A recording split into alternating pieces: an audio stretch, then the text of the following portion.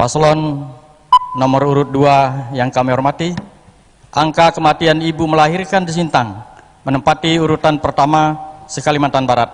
Dinas Kesehatan Sintang mencatat tahun 2020 angka kasus kematian ibu 16 kasus dan bayi 49 kasus. Pada tahun 2019 angka kematian ibu mencapai 15 kasus dan kematian bayi 64 kasus. Ini adalah kasus serius.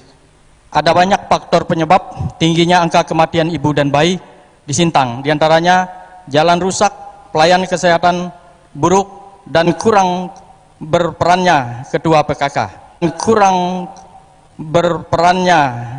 PKK. Pertanyaan kami, dalam 5 tahun terakhir ini, bagaimana peran PKK, terutama ketua PKK Kabupaten, dalam upaya menangani persoalan kematian ibu dan anak, dan jika Anda terpilih, bagaimana memaksimalkan peran PKK? Terima kasih. Silakan menjawab untuk pasangan calon nomor urut 2, waktunya 90 detik, kami hitung ketika Anda mulai berbicara. Baik, untuk perbaikan gizi buruk ya, kondisi itu adalah Dinas Kesehatan dan BKKBN yang punya program, itu dia. Yang berikutnya, yang perlu menjadi sebuah perhatian bagi kita, kekurangan tenaga medis di tingkat pedesaan masih sangat kurang, dan oleh sebab itu keseimbangan antara yang pensiun dengan penerimaan pegawai itu sangat rendah. Maka oleh sebab itu ya, pemerintah Kabupaten Sintang masih menerima tenaga sosial, artinya tenaga yang tidak digaji, mereka magang, lalu ditambah lagi dengan tenaga honorer. Tenaga honorer yang masuk sampai ke daerah pedalaman sekarang sudah melebihi target yang ada dengan pembiayaan yang ada.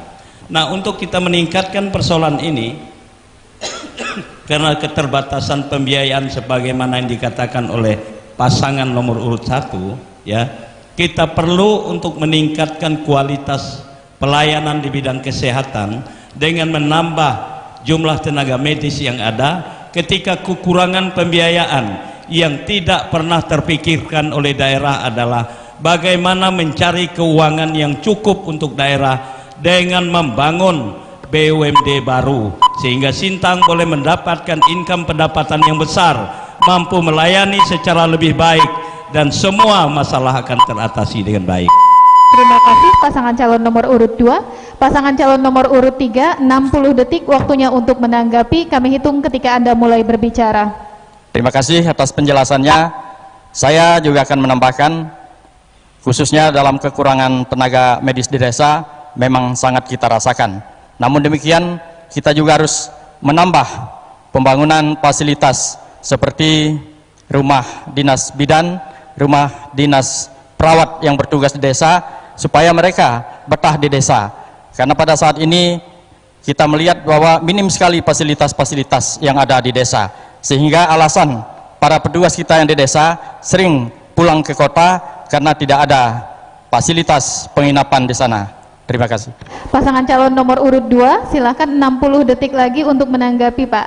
Persoalan kekurangan fasilitas itu memang benar adanya, tetapi sesungguhnya penempatan lokasi pembangunan fasilitas kesehatan juga perlu menjadi sebuah perhitungan bagi kita. Seperti contoh pembiayaan kita membangun rumah puskesmas rawat inap yang ada di Sungai Pisau, tapi di Jasa kita bangun lagi, jarak tempuhnya kurang lebih tidak sampai 20 km. Seandainya ini kita lakukan untuk membangun sarana dan fasilitas kesehatan kepada posisi desa yang memerlukan, saya kira ini akan lebih tepat dalam rangka pengembangan pembangunannya. Intinya fasilitas pembangunan sarana prasarana pendidikan perlu menjadi kita tingkatkan kualitasnya, tenaga para medis perlu kita tingkatkan kualitasnya, pengawasan melekat, pengawasan disiplin dalam pelaksanaan tugas dan tanggung jawab juga lebih baik. Waktunya habis. Terima kasih pasangan calon nomor urut 2. Ingat, 9 Desember 2020, coblos nomor 2.